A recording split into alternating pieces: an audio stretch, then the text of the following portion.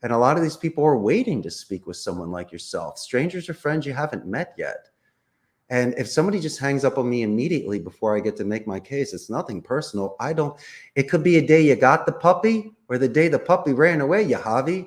You might be a different man that day. If something bad happened to you, God forbid, you might have to postpone this podcast because you wouldn't be in the right frame of mind. So it's really about time and space. You might be catching someone at a wrong day. But if you make these calls with good intentions, if you do your dedicated practice where you record yourself and you hone this craft, if you're looking to make a lot of money, that's secondary.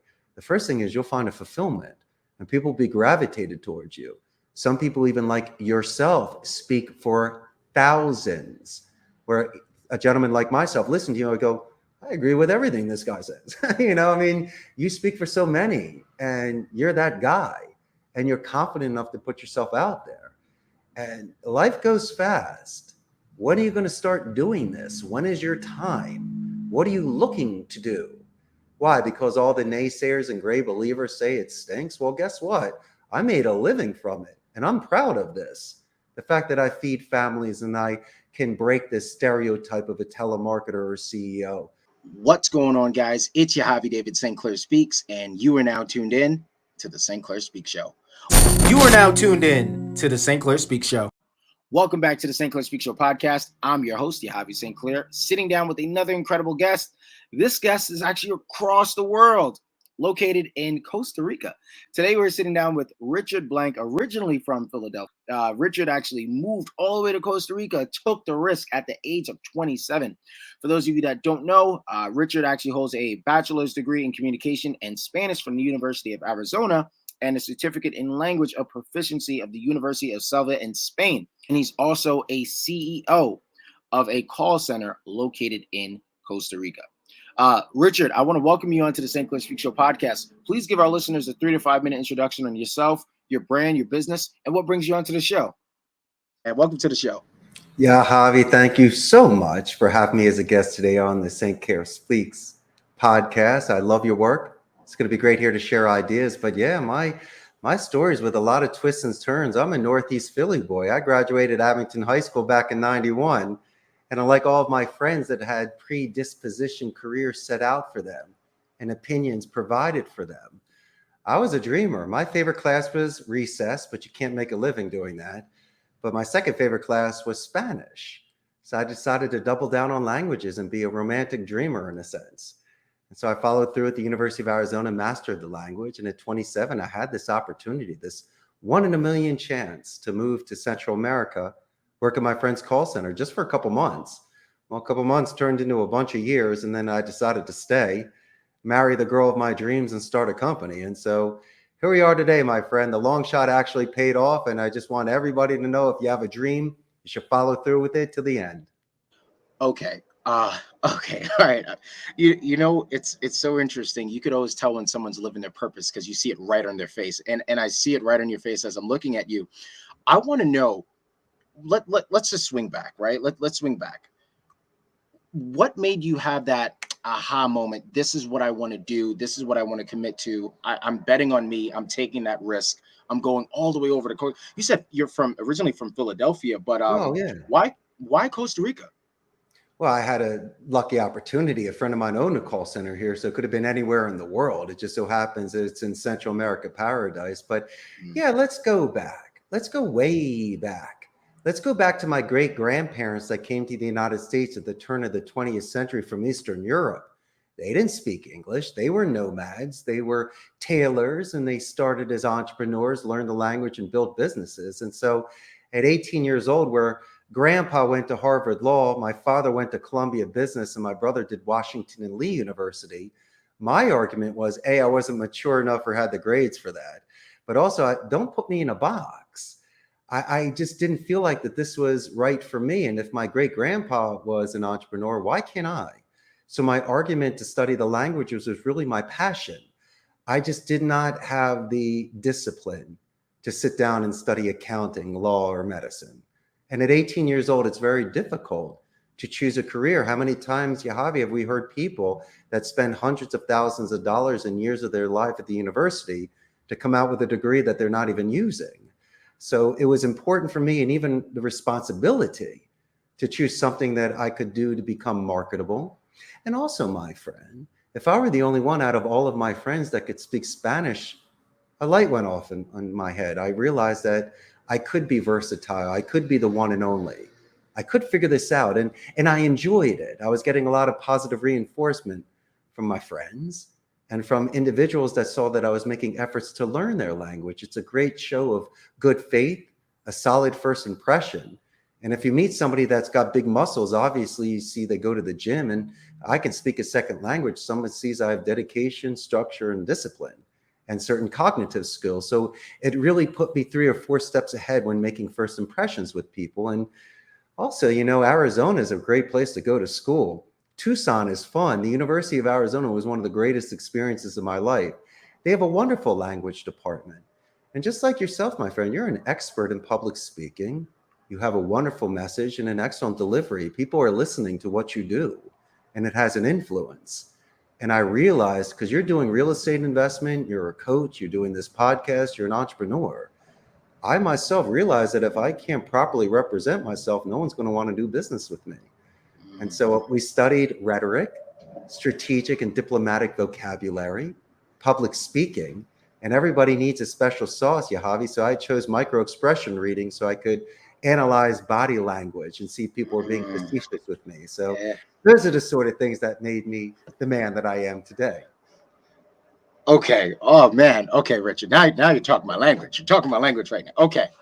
Whew. I had to get you kind of like pulled me in with the body language, and Let's I took slice it this. and dice it. There's plenty layers there we can go through. Yeah, you know what? So as you made that point, my biggest takeaway from everything you just mentioned was communication, right? Okay. So talk to me about communication, because you talk about you just mentioned body language, and you know you've mastered speaking Spanish, right?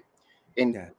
of course, to communicate on this type of level, how did you get to this point? Was it something that you were born with? Was this something that you picked up, at the university, or this is just who you naturally are? Because some people are just born with it. I learned to smile a very long time ago. And I like to do a lot of active listening and take copious notes. Allow me to speak second and to eat last, where everyone has their burgers first. And it's very important for me to hear what you know. So then, through prioritizing, reducing, and deductive reasoning, we can really maximize our time. It's being very gracious with the time. I don't need to be selfish. I don't need to always prove my point. Sometimes the best points are when we agree, or if I understand your position. But to me, being an owner of a company, you have leverage, just like yourself. You have people that work with you. And the greatest thing that I could do as a business owner is to show empathy. The reason I started this call center is because I worked at my friend's call center. They don't really give you a blueprint in school on how to run this thing. Sure, there's a technical side, but I hire IT for that. There's a legal side. I get an attorney, and I just don't want to do the numbers, so I have an accountant. What I focused on while working at my friend's center was I was with the proletariat. I was with thousands of Costa Rican ticos, listening to them make the calls, hearing the good and the bad. And so for me, being in that area, I could see certain sections in which to enhance the experience, to give people their dignity so they don't feel like a robot and want to quit. And just by knowing somebody's name, by walking the rows and stopping for a second and saying, "Hey, Yahavy, that was an excellent phone call you just made," and say why. Those are the sort of positive reinforcements that I get of the people that work with me on why they don't quit and continue to be here with me. And it's very easy. I hope that you and I today can break some of the misconceptions and stereotypes on either telemarketing, call center, or just being a boss in general. Because in order to scale or grow, people need to be there with you. You know this. If no one shows up at Chuck E. Cheese, you don't have friends at your birthday party. So as much as you think you have a business, you might not have a business if people don't respect you. And so I think we can talk about ethics as well, because I'm very selective of the campaigns that come in here. We're not Glengarry, Boiler Ross, or Wolf of Wall Street. We don't sell stock. It's very selective of the campaigns that come in so I can fulfill the agent's needs.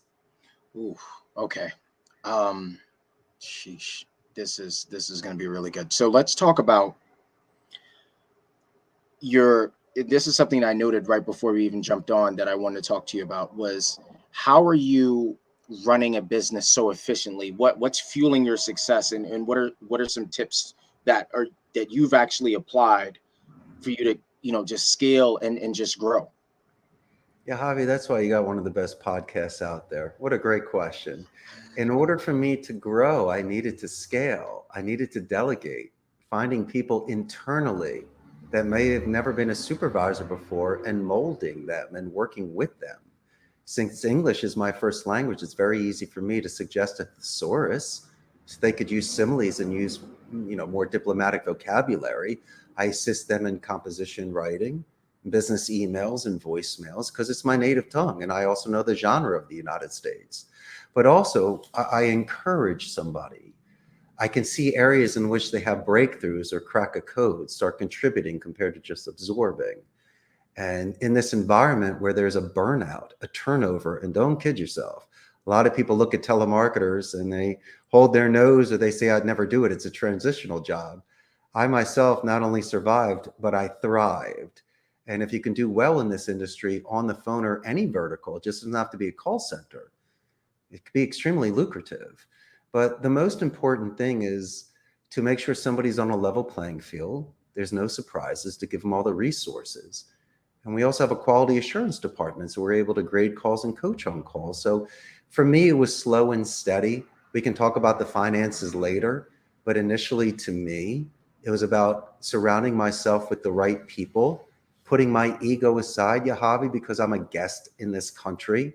Spanish is my second language. So the things that you and I are accustomed to in the States that we hold dear really don't matter here. So you really needed to almost start from scratch without a home court advantage. And by showing good faith, by keeping an open mind, I was able to earn the respect of these families that I'm feeding and these individuals with whom I'm working, that my friend, proof is in the pudding. I mean, luxury of a track record, the fact that I am almost in my 15th year, it's almost a testament. And so besides myself, that I'm proud of how far I've come, I'm even more proud of the individuals that have been with me over a decade and have grown at my company. So if you think that way of paying it forward, of finding ways to elevate others, naturally stars become aligned and it comes back to you, Yahavy. You know this, my good friend. Mm. I want to talk to you about misconceptions in what you do, right? Sure. Whenever someone hears call center and telemarketing, some people, their natural reaction is they're cringe, or they had their experience and bad experiences, I'm sure. So Sure. they kind of relate that with their past experience. But how do you get over the hump of those misconceptions and have a clear, concise message in what you do? So many ways to do that. First and foremost, I'm never going to call you during dinner because if I do, Yahavy, we can't be friends anymore. And secondly, I have to make sure that the campaigns that come in, the agents feel comfortable with it. I don't do sports books, casinos, stocks, pharmacies, or sweepstakes. I have nothing against it. I just don't do it. And the agents need to feel comfortable in what they're doing, because if it's uncomfortable and they're forcing a fit to earn a dollar, they're not going to be authentic. And once again, they're compromising their ethics. I also believe today, Yahavy, a lot of people are preferring to do things in non-voice omni-channel where it's just chat or emails. So there is a ton of miscommunication and misunderstandings there in regards to the tone and your messaging. And so when you're speaking with somebody, let's think of the positive things that can come out of that. You can retain a client, you can upsell them, you can get a referral. And let's look at it in a mature way. There's a chance you and I can get an exit interview if they're kind enough to share information with us. They can make suggestions to you and I on ways in which we can improve, or what our competition had done in order to earn their business. And there's a lot of people that don't work at call centers, but work at companies, including your own, that make and receive phone calls. You may need to call a supplier or a distributor or a partner and speak to a gatekeeper before being transferred. My suggestion there is to use the manners in which you and I were raised and do a positive escalation. Make sure that you give acknowledgement to that individual that is about to transfer you, saying it verbally. And when you do a follow-up email, writing about it, because that will separate you from 1,000 people. So if you happen to call that company back, that individual will then thank you for that compliment and then give you more information about the company culture. I'm not teaching you to lie, but there are certain ways that you could be a little bit more attentive and lucid on the phone when people are giving their names or a company name or telling you about a promotion. So just take very good notes and use this where you can give a gift and add momentum into these phone calls. And so if you do that, there is an art of speech. But if you become plastic and just go through the motions and make your phone calls, you'll get your numbers. You'll hate what you do. You'll be grinding gears, and you're really not going to be a top performer like you and me. And so that's the difference. They need to have fidelity. They really need to love what they do. And if they can do that, then once again, they'll be your top performers and unstoppable. Very good point. So this is something that's been very hot recently. You know, I've had a lot of different guests recently on the show, and there is this one word that I'm thinking about right now, and I just jotted this down: trust. Trust. Richard, how are you building trust with your team? With no surprises. I like being forthright. If it is with my team, for an example, I will make sure that they have all the resources to reduce any sort of fear, because that's a morbid anticipation of something that hasn't happened yet. If I only give you a list of 100 numbers and all of them are wrong, you're going to feel very uncomfortable. But I have to let my agents know that I spoke to the client and we're getting a new list, or we're going to be working on rebuttals, or we're going to work on an email template. And so as long as people participate and they're engaged, it reduces any sort of fear and increases the trust. I don't expect it off the bat. Just because I own a company, you shouldn't trust me. I need to earn that. Maybe by doing your due diligence, sending my credentials, giving referrals and references, possibly when you're on the phone with me, earning your business by giving you consulting for free. It's almost like the Chinese restaurant at the mall. They'll give you like a little toothpick of the sesame chicken. That's smart, because you know it's good enough and you know I'm going to order it. But if it were my Chinese restaurant, I'd probably give you at least a half a dish, so you really love it. You know, I'm a guy that gives heavy portions, and so it's my pleasure not to give away special sauce, because there's really no special sauce here. It's just common sense, and I can work you through certain techniques. But if somebody calls me, I'll walk you through your script.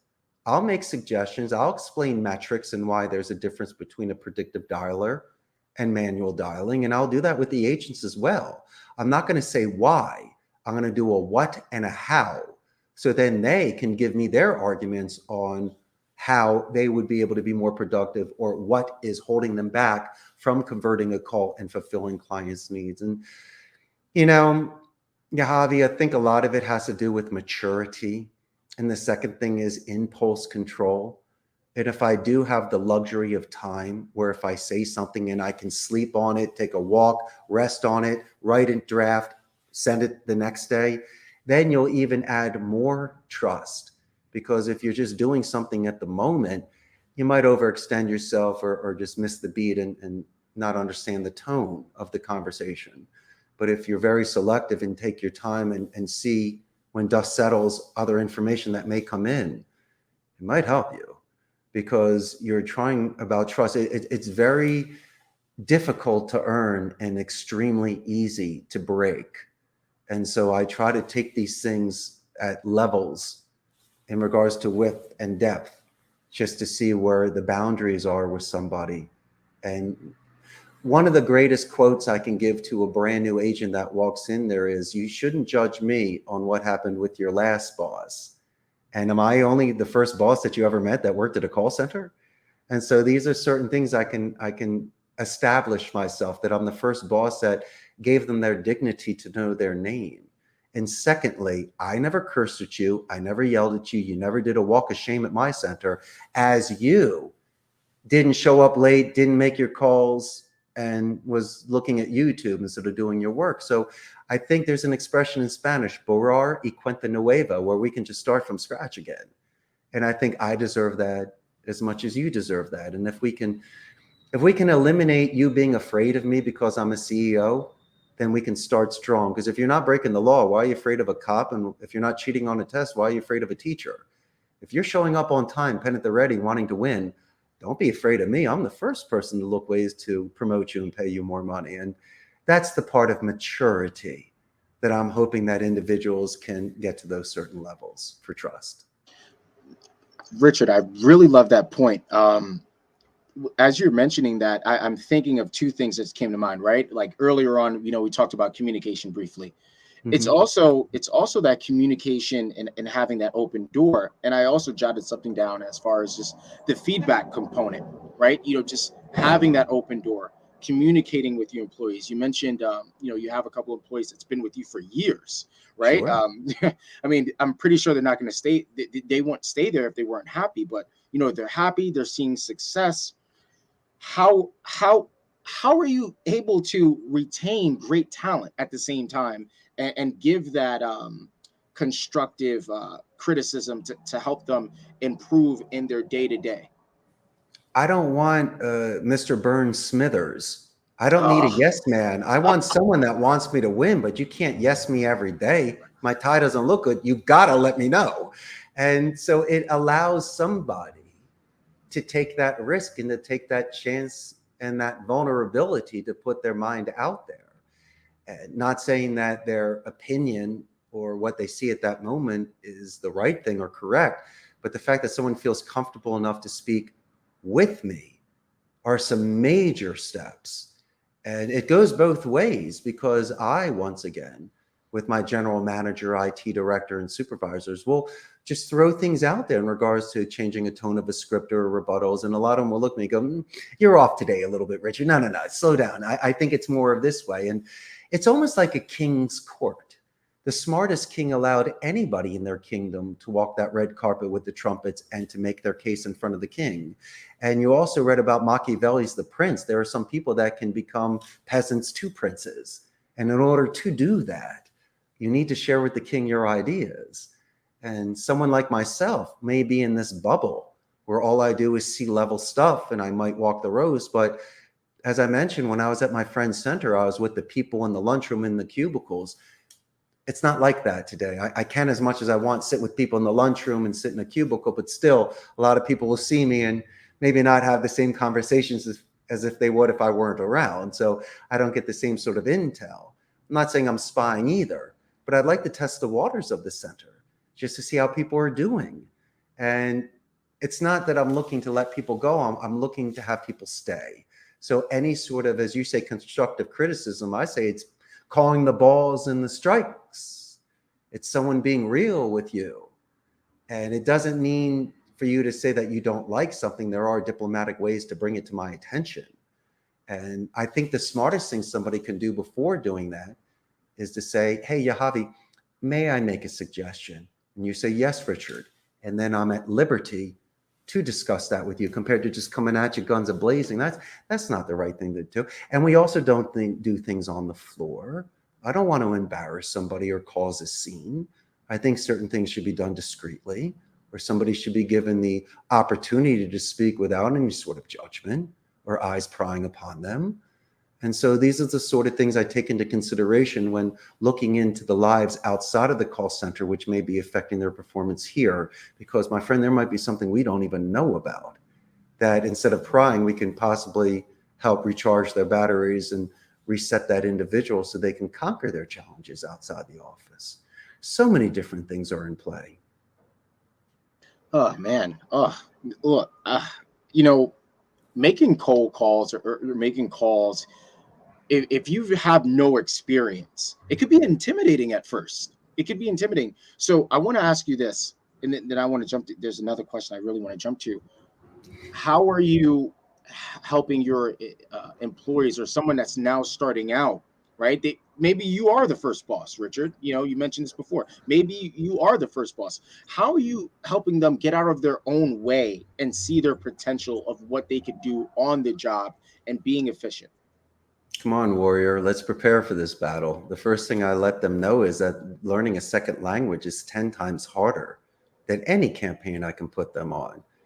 And we get hung up on for a living. If you're going to be a boxer, you might take one in the chin. If you ask Mm, somebody out, you might get rejected. But if you get accepted, you're going to have the best time of your life and you may get married. So life is about taking these chances. yeah. I will accept somebody if they say that they don't like something physical, if they don't like needles, spiders, or snakes, or someone hitting them in the head with a baseball bat. Sure, it's physical. I can accept that. but I don't accept somebody with a mental block, because that's only on you. I can't hit the ball and drag Johnny. You got to get past that. And if it's in an industry that you're just not comfortable with, you shouldn't be doing it at all, because you're going to force a fit. You're not going to enjoy it. You're going to burn out from it. But my opinion is, be very selective of what you're going to choose to call. Stop trying to memorize your script, because if you don't land the introduction, forget the body and conclusion. You'll never be able to get an appointment. And a lot of these people are waiting to speak with someone like yourself. Strangers are friends you haven't met yet. And if somebody just hangs up on me immediately before I get to make my case, it's nothing personal. It could be a day you got the puppy, or the day the puppy ran away, Yahavy. You might be a different man that day. If something bad happened to you, God forbid, you might have to postpone this podcast because you wouldn't be in the right frame of mind. So it's really about time and space. You might be catching someone at a wrong day. But if you make these calls with good intentions, if you do your dedicated practice where you record yourself and you hone this craft, if you're looking to make a lot of money, that's secondary.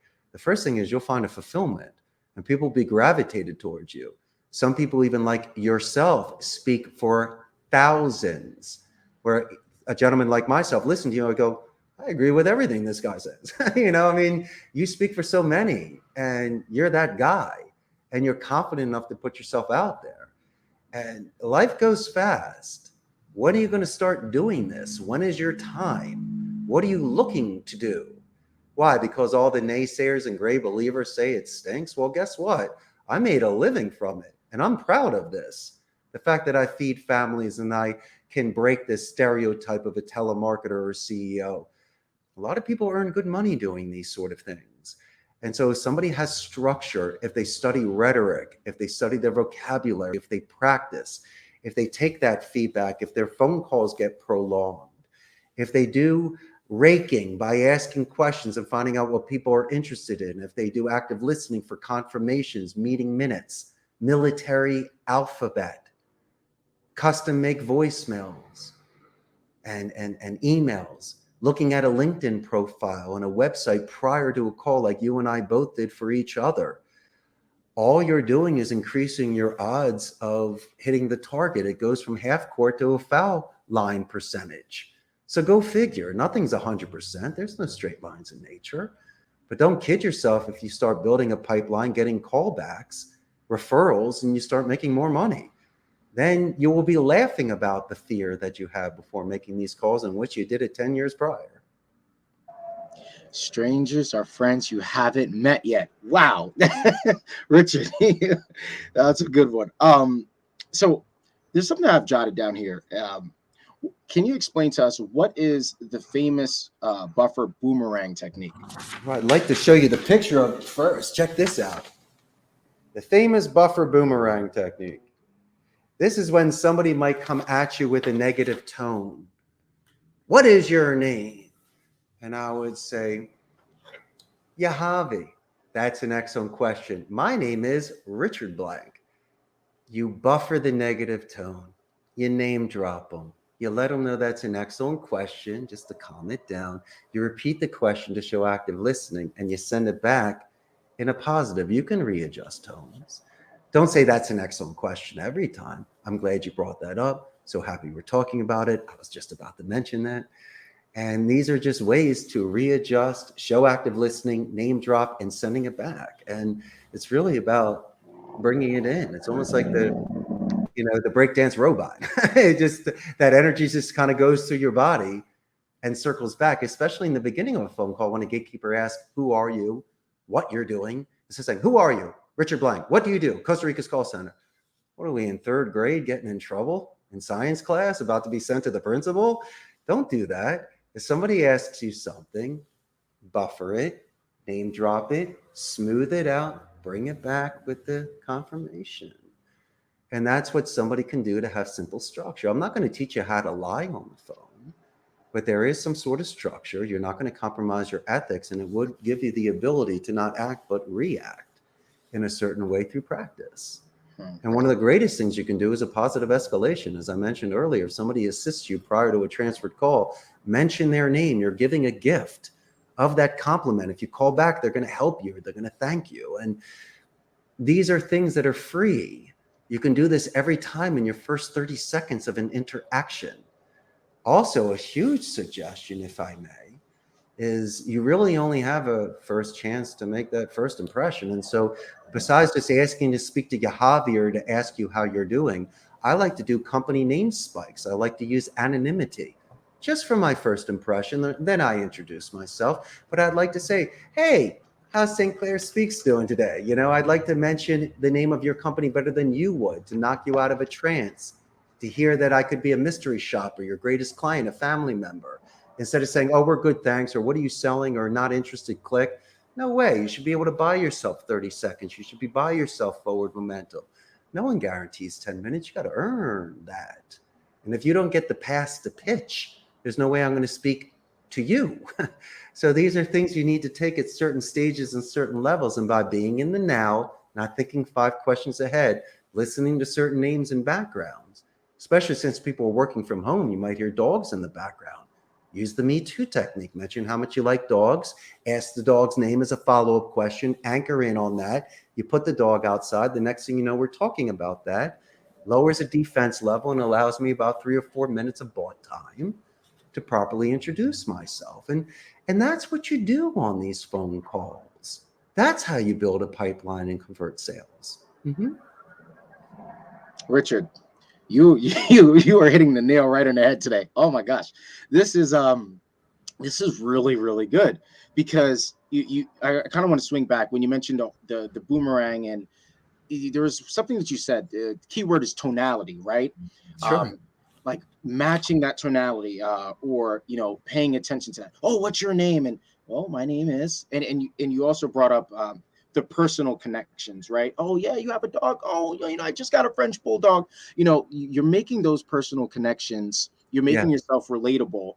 of course. And as you mentioned, they're also dropping their shoulders. They're less tense, and you're at that level. So it's not as if they're standing up and you're sitting down and they're talking at you. They're talking to you, and now you're having a great open conversation. So that's a really good point, You're because talking about visual micro expression reading yep, and body language. Well, what happens, my friend, when we're on the phone and we eliminate 3 of our senses, our taste, touch, and smell? I might not be able to see you. Obviously, I can hear you. That should be expanded. But let's talk about that for a second. I mean, you are a smart man. When it comes to non-visual communication, there are some tell signs there. And I believe that through image streaming, through imagination, through adjectives and descriptions, you can use this metaphysics to have sight on the phone when you can't see somebody. So that can still work, even though 3 senses are eliminated. But you were mentioning tonality, and I'm okay with that. I will only match, we call it a mirror imaging technique. I only match somebody's tone if it's confident and empathetic. That is your consistent variable, because I'm not going to match if you're pissed off. But there is a technique that we can use to manipulate a conversation. If you study somebody's rate of speech and how loud they speak, their rate and their pitch, in every 30 seconds to 2 minutes in a controlled focus group, like you're saying, microexpression reading, this is phonetic microexpression reading. You can see when somebody has a spike or a dip, when they might be off a little bit, because once again, it's a first time conversation. Backing that up with a horizontal answering speed, which is subconscious, they can't manipulate it, like a tone, rate, and a pitch. You can see if someone is being facetious. You might need clarification. There might be an inconsistency after 4 minutes that they are not there. And that's when you ask a tie down question, a confirmation question. And these are the sort of things that can help move conversations forward. And so once you see it, you can't unsee it. After 3 weeks, it becomes practice. And you'd be surprised on how much more lucid you are in a conversation when somebody is giving away these tell signs. Most people are lazy in their speech in regards to their vocabulary delivery. And if you're looking at someone, they might be, scratching their head or picking their nose without you being even conscious about it. And then you have to remind them. And on the phone, people are giving away these sort of verbal tell signs if there is a question, if they're in agreement, or once again, they're pushing away. And these are the sort of things out of the tens of thousands of phone calls that I've analyzed, that the positive escalation, the phonetic microexpression reading, the tell signs, the raking, the questions, military alphabet, and all this stuff, I've seen conversion ratios increase, talk times increase, referrals coming back. So these are the sort of techniques that my agents don't feel like they're compromising anything, but are a little bit more active, engaged in these calls than just the average telemarketers you were mentioning earlier that give people negative experiences.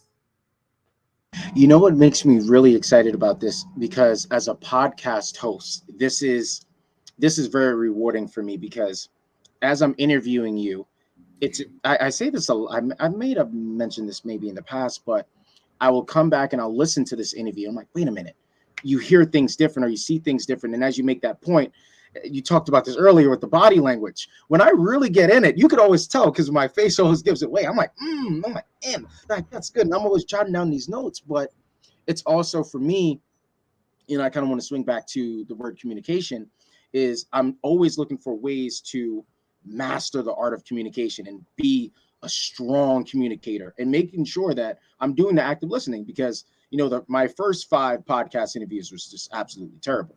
But you get that repetition. You do your reps over and over and over. What do they say? You spend 10,000 hours doing something, you become an expert. But after a while, you become better. And I'll just share something personal. But when I was at SDR for a remote opportunity, I would cringe up, Richard. I would I would be very uncomfortable, because in a situation, if I was, making a cold call and I'm reaching out, and, they're just off, and I could just tell, because I'm an empath, and I'm like, oh man, this person's having a bad day. I don't take any of it personal, but I'm always trying to find ways to, ask those open-ended questions. And you made another point of, well, I maybe I'm paraphrasing. Well, I would suggest, this or that, like using the right, here's the thing, word choice. Word choice is key, because you could say the wrong thing and it could go left. So you want to make sure that, you're saying the right thing. Diplomacy. Avoid rabbit holes at all costs. That waste time and money. And that's why, for me, it's pretty interesting. But this is I can't believe I'm sharing this out loud, but whenever I have a guest on the show, I always let them speak more than me, because for me, this is what the show is all about, right? This show is built on stories. So to hear your story and picking your brain, it's like, these are things that you could apply not only as a podcast host, not only as a speaker, but as an everyday person. If you want to get better in your personal life, you want to communicate better with your husband or your wife, your friends, these are the fundamentals. But as easy as it is for us to do it, it's just as easy for us not to do it. So how are you, my question for you, Richard, is how are you staying so sharp in what you're doing? Because I mean, we're human beings, right? You're entitled to have an off day, right? So how are you able to do it so well? First, I think you and I saved about 10 marriages today, which is great. It's so funny you mentioned that, because I'm on a spiritual quest. This is a vision quest that I'm on. This is a commitment I made to my 18-year-old self. So I know that my stars are aligned and there's wind in my sails. And so the fact that I've been very conservative with my money to weather storms allows me to sleep at night. I've been able to show the sort of ways that I was raised by my family, which thankfully was a certain manner in which people are accepting me. And I'm good with myself. I can look at myself at the end of the day and realize I put in the best day, even regardless of the outcome. I was doing everything with the best intentions and the best faith. I can't always make the weather change, but I know with myself that I'm doing fine. And as long as I give myself me too time, because you see there's a lot of intensity here. I'm running a business, the whole shebang. But there are moments, my friend, when I put the phone away and I'll hit the gym in the morning. That's very important for me. I like to wash my convertible on a Sunday, and I'm very much into a gamification culture. So I collect pinball machines and jukeboxes. So I'm always playing games with the agents here or in my home arcade. I'm doing pinball marathons, and I'm rewarding myself for the things that I love the most, that I worked hard for. And so it's a very nice Richard circle. And somebody would have to do something so much to disrupt that. And it's really not breaking the circle. It's just something that I would be able to address at the moment and resolve. I'm not going to compromise myself or make my life more difficult. But I don't want to force fits. I'll bend, but I just won't break. I'd rather sway in the wind and allow it to work with me in a Wu Wei sort of way, so there's no resistance. And it could have turned out terribly. I could have gone home with my tail between my legs and everyone saying, I told you so. But it didn't. And I realized that what I was doing was correct, not just from me, because I could be in my own little world, but you were mentioning the people that work with me, my incredible wife that stood behind me and by my side, and my family that after a period of time always loved me, always supported me, just unfortunately maybe didn't understand me. And so today it's very easy to see the progress and what I've done. And maybe that motivated me to take even more chances, not to prove them wrong, but to prove myself right. And so it's all about the forced march, Yahavy. What about the stories of the people that made it across the desert, the ocean, out of the mountain? They survived. Their bones are broken. They're starving. They're on the death's door. But there is something inside of them that gets them to continue. Not saying this is be all, end all in the end of my life, but no. I made a very big decision to gamble on myself and to triple down on these languages and my smile and charm. Could have, as I mentioned, gone one way, but fortunately for both you and I, it went in one way that benefited us today. Okay, man, that's really good. So, what are your 3 tips to success, Richard? 3 tips. What are the first things that come to mind? My first thing is empathy. I mentioned that before. You have to treat people well and to give them dignity and job stability. I can combo that into one thing. The second thing is you need to be responsible financially. I could have overextended myself with all the bells and whistles, but I wouldn't have been able to weather a storm. I don't want to work out of a tent, but I don't need to be in a mansion. I need to be at a certain level where it makes the most sense for everybody. And the third thing is to be successful is just to enjoy your life. There's 1,000 ways to make money. I could have done it so many different ways. But for me, I get more out of giving than receiving. I've done very well for myself, but I really get more satisfaction when I'm feeding families, or if somebody brings their mother here to pick them up after work. I'll go downstairs and I'll talk to your mother and I'll say, Yahavy's the greatest. He did this, he did. You almost have to pull me away from speaking with your mother, because you know that's the gift that keeps on giving. You know the mother's going to say to you, young man, you're in a wonderful environment. You shouldn't leave. You should continue to grow. And I realized about extending my circle in a certain way where I'm not really keeping a checklist or a score and tit for tat. I don't want anything in return, but I get things in return. And that's the most natural way that things can happen. And so maybe by being a guest on your podcast today and being vetted and qualified, you're realizing that I'm not selling a 1995 book or a seminar. I have nothing to sell today. All we're doing is we're friends and we're sharing ideas and putting wind in each other's sails. And my story is a true story. I can tell it the same way 10 years from now as I could, 2 years back. And it's real, it's raw, it's essence. It's being a romantic, a poet. And I believe that everybody has that in them. And as long as they're able to try and take those sort of steps, they're going to have the most fulfilled life ever.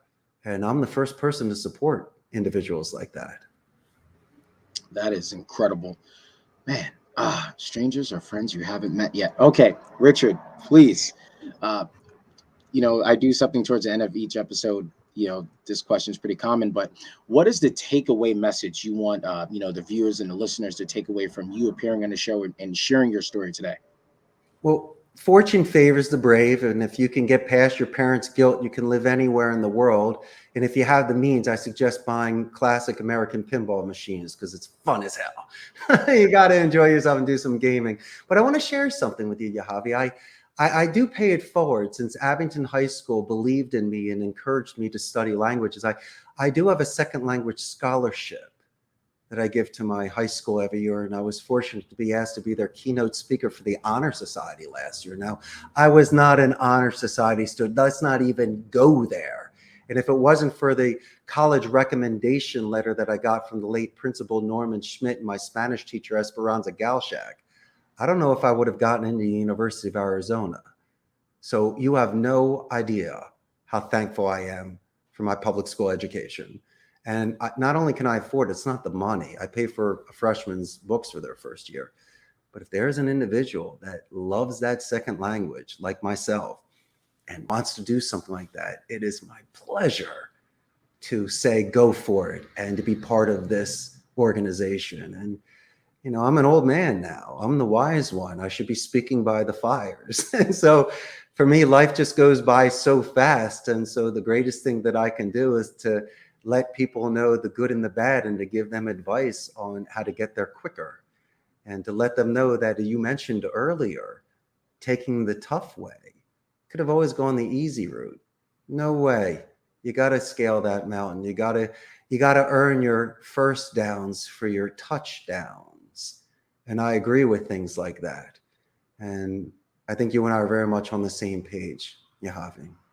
Oh, man, that was incredible. You got to earn your first downs for your touchdowns. Awesome. This was so incredible. Okay, Richard, please shout out your social media, your website.